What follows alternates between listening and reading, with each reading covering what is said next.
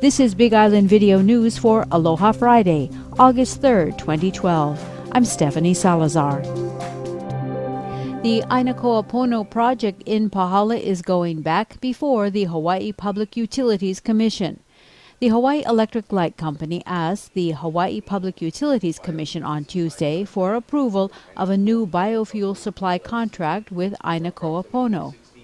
According to a joint media release, Aina Pono would provide 16 million gallons per year of renewable biofuel under the agreement to replace fossil fuel used at the Kealakekua power plant on Hawaii Island and at other plants in the future. An additional 8 million gallons will be produced for sale to Mansfield Oil Company, a privately owned fuel distributor. Aina Pono, which is building a processing facility in Kau, will provide biofuel over 20 years at a fixed price formula. The companies say the new contract will save electricity customers $125 million over 20 years when compared to an earlier contract which was not approved by the PUC. The initial proposal was the subject of several heated public meetings in Kau. Towards the end, the community was deeply divided on the project with strong vocal opposition. Aina Pono has entered into an agreement with Edmund C. Olson Trust II and the Malik Trust to farm more than 12,000 acres of underutilized private agricultural land in Pahala that was once part of Kau Sugar Company. Aina Pono will initially harvest and process existing invasive plants, eucalyptus trees, and local green waste such as macadamia nut husks, tree trimmings, coffee pulp, and hulls. Once again, the burden of paying the cost difference between the locally produced biofuel and the fossil fuel it replaces will be borne by the electric company customers.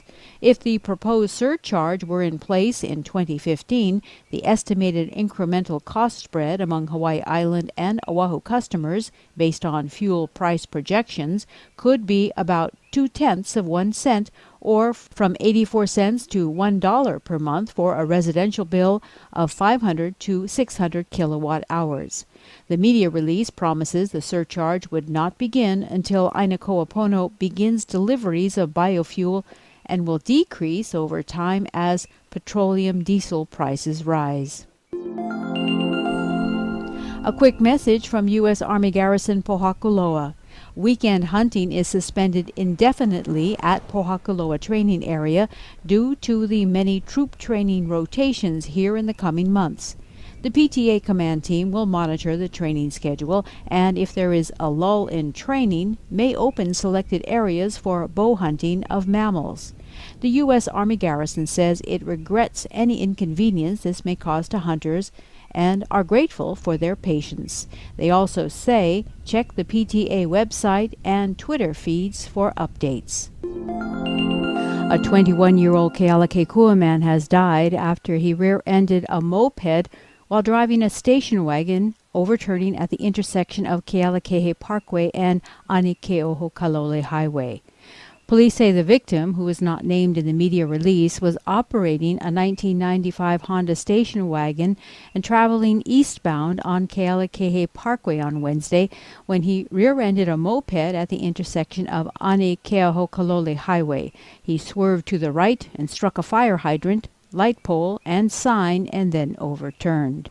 Although the drivers of both vehicles were taken to Kona Community Hospital, the moped operator was treated for his injuries and released. The operator of the station wagon was transported to the Queens Medical Center in Honolulu, where he died Thursday at 4:10 a.m. Police say alcohol was a factor in this crash, but at the time of the release it was unknown if speed was a factor. This is the 23rd traffic fatality on the Big Island this year, compared with 15 at this same time last year. It also holds the distinction of being the first fatality on the new Anikeohokalole Highway since it was opened about a month ago. A reported road rage incident has resulted in the arrest of 3 people in Kailua-Kona. On Wednesday, police say a driver of a maroon-colored Jeep had honked at a blue sedan after it reportedly cut her off while leaving the Kona Commons shopping center on Makala Boulevard. Police say that while both cars were stopped for a red light, the man driving the sedan and a female passenger reportedly exited the car and confronted the driver of the Jeep.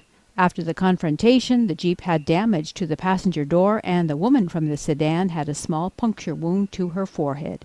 Police arrested those involved, the driver of the sedan and his wife, on suspicion of unauthorized entry into a motor vehicle and criminal property damage, as well as the female driver of the Jeep on suspicion of assault. Police say no one required medical treatment.